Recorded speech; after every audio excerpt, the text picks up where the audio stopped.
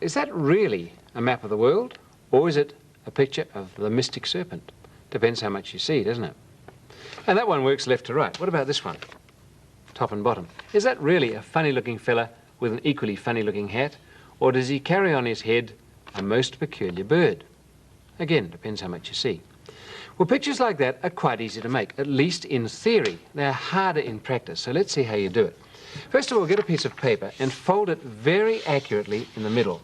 Make sure the ends come together, and when they do, crease it down the middle. And that's the first fold. Now, it's simpler, I think, just to take one end and fold it back until you meet that fold, at least for your first attempt. So it goes back there, and we make the second fold there. Now we're ready to draw, because you can see that we could regard as our entire bit of paper, or that is going to be our entire bit of paper. So let's start here. Now I suggest to begin with you take something that really is symmetrical. Let's take a coat of arms. You have a shield in the middle. There's the top of it, there's the left of it, and there's the right of it. And if it was, say, the Australian coat of arms, we might have an emu here. Rather funny looking emu, but you see the sort of idea. And over here would be a kangaroo.